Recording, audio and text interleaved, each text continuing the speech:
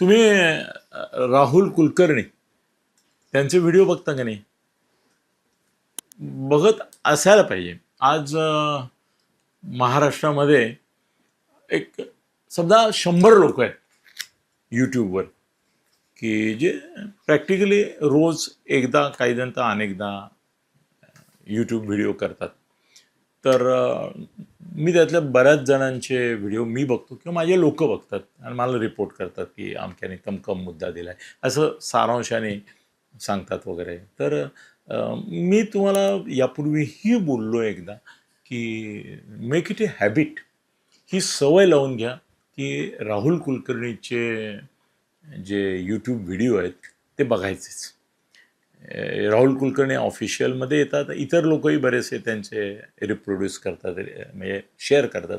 तर आणि ह्या इराण आणि इस्रायल अमेरिका वॉरवर तर त्यांनी अभ्यास करून जी काय माहिती महाराष्ट्राला दिली ती हिंदी आणि इंग्रजीवाल्यांनी पण नाही दिली. आणि एकूण महाराष्ट्रामध्ये issue of the day, topic of the day, problem of the day असं काहीतरी असतं ना, एक ऑफ द डे, जसं थॉट फॉर द डे असतं, कोट ऑफ द डे असतं, तसं त्या दिवशीचे जे काय एक 2-5 किंवा 1 असेल, जे असेल ते महत्त्वाचं असेल तर आणि तरच. उगाच फापट पसारा करायचे 4 म्हणून कधी करत नाही. पण ते जे तो करतो ना राहुल, तर अमेझिंग, फॅन्टॅस्टिक आणि ट्रुथफुल. इतकं सत्याला धरून पुराव्यानिशी आणि राहुल, मी तुझा फॅन तर आहेच, चाहता आहे, हितचिंतक आहे, पण फिदा आहे तुझ्यावर, तुझ्या सत्यनिष्ठेवर. आणि काय फापट पसाना नाही, ड्रामा बिमा नाही. माझा बराच ड्रामा असतो, मला माहिती आहे. दिसण्यात असतो, वागण्यात असतो, बॉडी लँग्वेजमध्ये असतो, फेशियल एक्सप्रेशनमध्ये असतो, कपड्यात असतो, दागिन्यात असतो. काही नाही, निखळ सत्य सरळपणाने, साधेपणाने, सोपेपणाने सांगणं, नागडं सत्य अक्षरशः. आणि हिंमत आहे बाबा त्या माणसाची. राजा नागडा आहे हे सांगण्याचं हिंमत आहे, पण त्याच्याकरता एक पातळी सोडून ते एका दर्जाने, म्हणजे खरंच की तो खरं म्हणजे कुठल्या तरी मोठ्या दैनिकाचा संपादक व्हायला पाहिजे किंवा चॅनल चीफ व्हायला पाहिजे त्यांनी. ते यूट्यूब वगैरे ठीक आहे, त्यालाही तो हे आहे. पण मी एवढी स्तुती का करतो माहिती आहे की मला अपेक्षा अशी आहे की एक जे सत्य मला कळलं आहे ते राहुलकडून आलं तर मला ते हवं आहे. आणि राहुलच्या चौकशीला, इन्व्हेस्टिगेटिव्ह जर्नलिझम आपण ज्याला म्हणतो ना, शोधपत्रकारिता, त्याचा सर्वोत्कृष्ट आज या क्षणाला नंबर 1, रादर ओनली 1 हा राहुल कुलकर्णी. तुम्ही आजच्या आज हा माझा व्हिडिओ संपल्यानंतर पहिली गोष्ट राहुल कुलकर्णी ऑफिशियलला सबस्क्राईब करा आणि त्याचे सगळे व्हिडिओ जरूर पहा. तर राहुल, मला एक माहिती मिळाली आहे आणि तुझे जसे सोर्सेस आहेत खूप मोठमोठे, तसे माझेही सोर्सेस आहेत. यू नो मी आता 60 वर्ष पत्रकारितेत, 76पैकी 60 वर्ष, म्हणजे 16व्या वर्षापासून मी पत्रकार आहे आणि 20व्या वर्षापासून तर फारच मोठं नेटवर्क, आणि गेल्या काही वर्षात तर सगळं टॉप महाराष्ट्रात IAS IPS मंत्री नेते सगळ्यांकडे नेटवर्क आहे. त्यामुळे मला काही गोष्टी कळतात. तर आत्ता मला काय कळलं माहिती आहे राहुल, तुझ्याकडून मला त्याचं ऑथेंटिकेशन पाहिजे.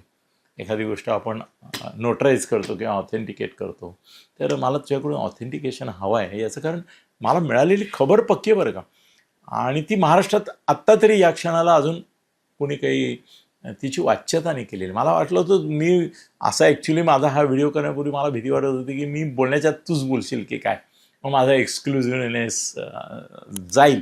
पण मुद्दा असा आहे राहुल, आणि मित्रांनो तुम्हाला देखील मी सांगतो की फार मोठा ट्विस्ट येतो आहे. कुठला माहिती आहे, आपला हा बंधू अशोक खरात बाबा आहे ना, त्याचा जो खटला आता, ज्याला उज्ज्वल निकमांसारखा मातब्बर वकील, सरकारी वकील तिथे आलेले आहेत. कसं आहे की उज्ज्वल निकम ही एक लिजंड आहे, ही एक दंतकथा आहे, ही एक मिथ आहे. इतर जे सरकारी वकील आहेत माझ्या ओळखीत खूप आहेत, त्यांची नावं घेतली ना तर काय वेळ माहिती आहे की उज्ज्वल निकमांच्या संदर्भामध्ये जे काही सरकारी वर्तुळांमध्ये कॉम्पिटिशन असो, या स्पर्धा, मत्सर आणि बरंच काय काय आहे बरं का. इतकं ते उज्ज्वल निकमांच्या संदर्भात सुद्धा फार उलटसुलट प्रतिक्रिया देणारा वर्ग न्यायाधीशांमध्ये पण आणि वकिलांमध्ये, सरकारी वकिलांमध्ये पण आहे.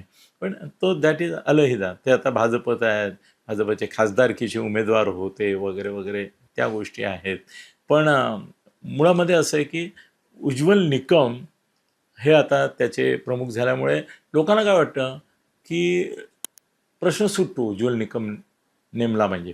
पण माझे वकील मित्र जे परत अशाच मोठमोठ्या केसेसमध्ये आहेत बरं का, मी नाव नाही घेऊ शकत ॲक्च्युली त्यांचं, पण ते उज्ज्वल निकमच्याच कॅटेगरीमधले टॉपचे आहेत. म्हणजे त्यातले काही तर ते बॉम्बस्फोटापासून ठिकठिकाणी कुठे ना कुठे सरकारी वकील होते किंवा अशाच प्रकारचे जे काही खून खटले झाले त्यातही वकील होते. तेही माझे चांगले मित्र आहेत. केव्हा तरी वर्ष 6 महिन्यातून भेटतो. पण आता काल परवा मला एक कोणी भेटले, त्याने मला ही खबर दिली. ते मला म्हणाले की अनिल, तुला एक्सक्लुझिव्ह खबर देतो, तुझ्याकडे सांगून टाकतो आणि तसंच होईल बघ. तर मी म्हटलं उज्ज्वल निकम वगैरे आहेत ना, म्हणजे ते काही असलं तरी हा सरकारी पातळीवर झालेला निर्णय आणि याचा सूत्रसंचालन ॲक्च्युली गृह खात्याकडे.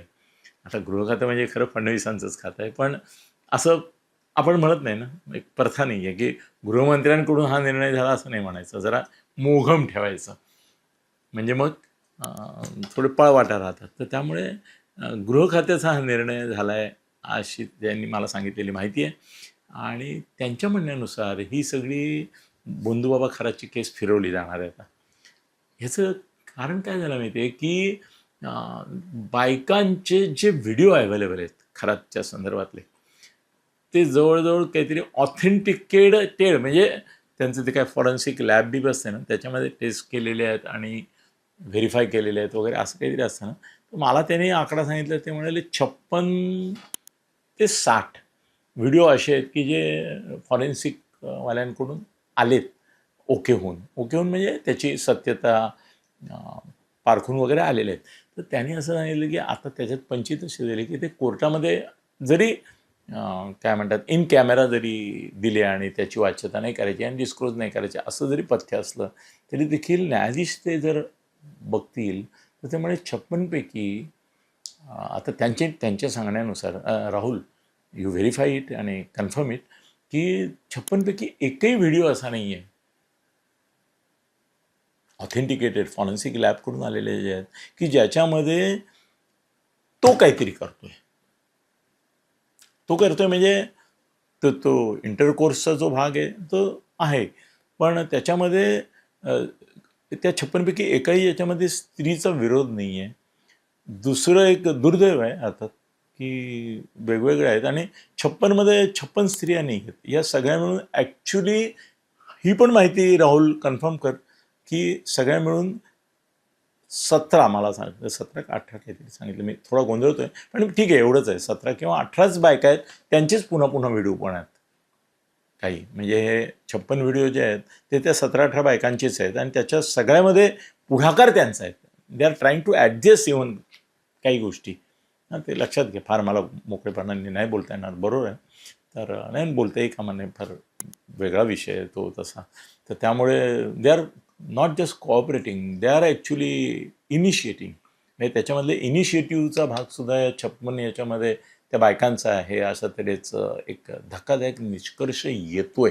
आणि कोर्टामध्ये असं, आणि योग्य आहे, मी देवेंद्र फडणवीसांनी जर हा निर्णय घेतला असेल की हे सगळं जे प्रकरण आहे ते सेक्स स्कॅन्डल म्हणून नाही चालवायचं, त्याच्याऐवजी हे मनी लॉन्ड्रिंग स्कॅम म्हणून, फिनान्शियल स्कॅम म्हणून चालवायचं. स्कॅम म्हणून चालवायचं, त्याच्यात त्याला शिक्षा करायची. त्याच्यात तो 7 ते अगदी 14-10 वर्ष जाऊ शकतो. जन्मठेप नाही होणार त्याला. या सेक्स स्कॅन्डलमध्ये जर बलात्कार सिद्ध झाला असता किंवा हे झालं असतं तर त्याही तक्रारींमध्ये हाच प्रॉब्लेम होतो आहे. त्या व्हिडिओ जे आहेत ते त्याचा बलात्कार सिद्ध करत नाही आहेत किंवा त्याची जबरदस्ती सिद्ध करत नाही आहेत, किंबहुना उलटंच काहीतरी त्याच्यातलं चित्र आहे. तर त्यामुळे सेक्स स्कॅमऐवजी किंवा सेक्स स्कॅन्डल, सॉरी, हे फिनान्शियल स्कॅम आहे. त्यांनी फसवणूक केली, मनी लॉन्ड्रिंग केलं, एक म्हणजे कर्मकांडाचा भोंदूपणा केला आणि औषधोपचार किंवा त्याचं ते काय मतपासून सगळं वगैरे वगैरे, तर ते ते ते सगळी कलमं लावून त्याला त्याच्यामध्ये घ्यायचा. पण सेक्सचा भाग हा त्याच्यातून शक्य झालं तर वगळायचा आणि फारसं त्याच्यावर भर द्यायचा आणि त्यांनी काही स्त्रियांना दुरुपयोग केला असं एक मोघम ठेवायचं. तर आता ही केस जर गृह खात्याकडून या पद्धतीने हाताळली जाणार असेल तर त्याचे पहिले माध्यम आणि साधन हे अर्थातच आपले सरकारी वकील असतील उज्ज्वल निकम. तर त्यामुळे उज्ज्वल निकम यांना पहिल्यांदा कळेल की हे सेक्स स्कॅन्डल म्हणून नाही तर मनी लॉन्ड्रिंग स्कॅम आणि अंधश्रद्धा निर्मूलन कायद्याच्या अनुषंगाने काही गोष्टी असं चालणार आहे.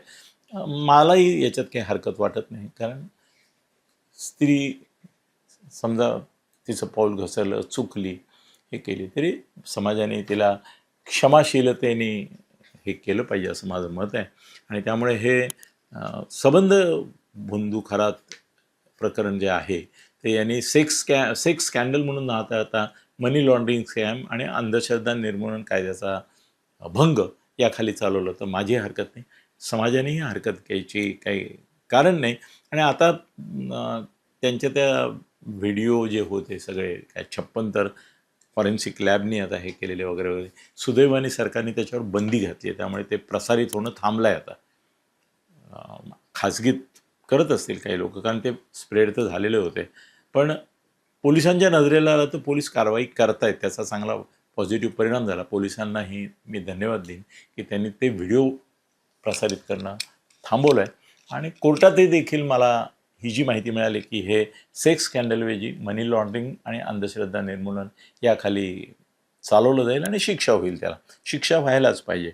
तर राहुल जर बघ काय तुला माहिती मिळते. मला मिळालेली माहिती फार मोठ्या माणसाकडून मिळाली आहे, तुलाही माहिती आहे माझे सोर्सेस किती मोठे आहेत, तुझ्यासारखेच आहेत.